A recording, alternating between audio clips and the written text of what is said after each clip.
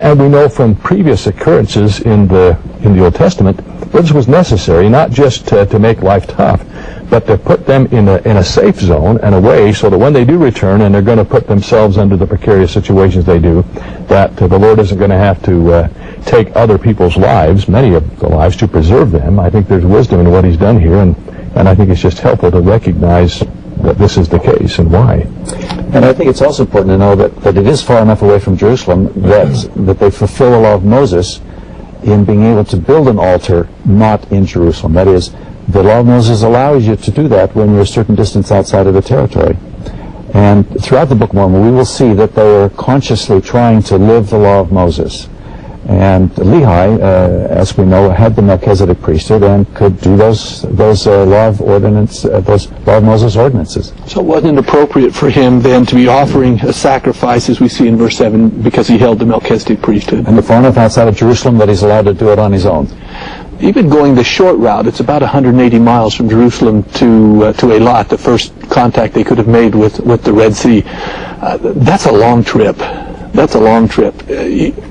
Even going on. Understand why Laman and Lemuel were murmuring. Yeah. It's a hard trip, not just long. It's hard. So they likely are about 2 weeks outside of Jerusalem when they camp here by the river of Lemuel and in the valley of Laman. A long, hard trip. I wonder if they thought, well, we've arrived. This is where we're going to stay. But I'm sure Lehi rather understood this was a temporary stop.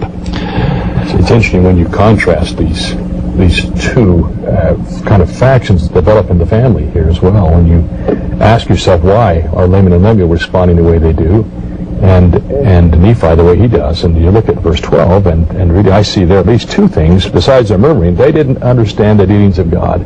So many in the world today, it's the same thing. They don't understand the nature and the dealings of God, and so when things happen that they can't explain, they question there is a God. And they surely question what Lehi is doing, and they don't believe that the city of Jerusalem can be destroyed.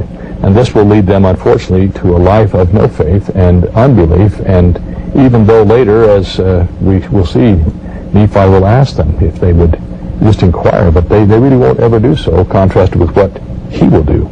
I think this passage, one of the things that's very important to me here is I look and see what can I learn about Nephi. Now we know that he is going to turn into and become one of the great prophets ever.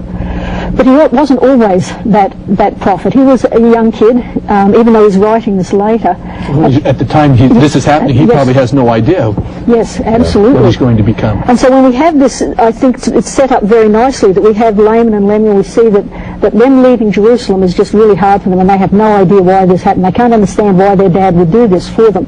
Then in contrast to that, we have in verse 16, and I love this verse for what it teaches me a little bit about Nephi. It came to pass that I, Nephi, being exceedingly young, nevertheless being large in stature, and also having great desires to know the mysteries of God. I wonder if I put myself in Nephi's place, what would be the greatest mystery for me at this point? And I think like Laman and Lemuel, even for Nephi, it's why is Dad doing this? Why are we out here? But he's going to react to that differently to Laman and Lemuel, because he says, therefore I did cry unto the Lord. Laman and Lemuel are going to murmur, but Nephi, very early on, we see his spiritual bent, that he's willing to cry to the Lord. And behold, the Lord did visit him, and did soften his heart. And I did believe all of the words which were spoken by my father, wherefore I did not rebel against him like my brothers. That suggests to me that he had some little angst about this as well. But because he turned to the Lord, and the Lord was able to soften his heart, that made all the difference. It was that one little watershed event in Nephi's life that changes him just this little bit, but sends him off on a very, very different road to that of his brothers. Any great challenge can be responded to that way. You can murmur, or you can inquire of the Lord. And it's going to set up what happens then in chapter 3 with the famous quote of them going back to get the plates. That softening of his heart because he seeks the Lord is going to be very important now throughout the rest of the book.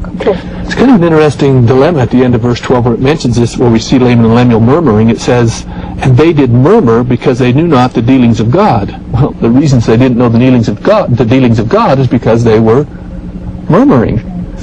So you don't know God because you murmur, and you murmur because you don't know God. Somewhere the cycle has to be broken, and it could have been broken if they had followed Nephi's example. Just a little bit about Laman and Lemuel. Some people think that these were really stupid brutes who didn't know anything at all. I don't think so. I think they were as learned as Nephi was in the language and the history and so forth. They knew that Jerusalem had problems in 721 with the Assyrians, in 701 with the Assyrians. In fact, in 701, when the Assyrians tried to capture Jerusalem, Isaiah said it would not be captured.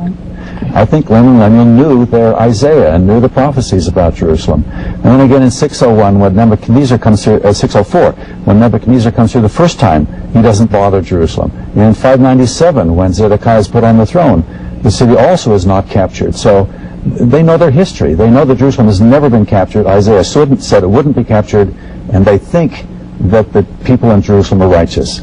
So you think they suppose that Isaiah's promise in 701 carried clear over into 600 BC, that Jerusalem would not be covenant people, and God would be with them.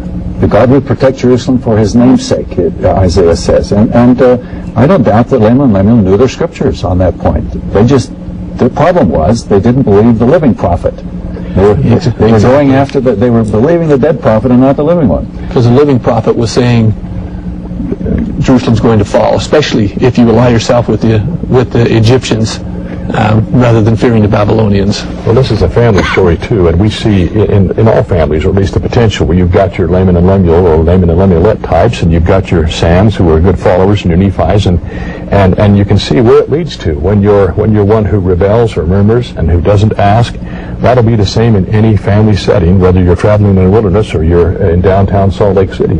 It just is. I think there's a lot of application for us too to see that this can be both a warning and counsel if we apply it in our own circumstances of how we fit in our families.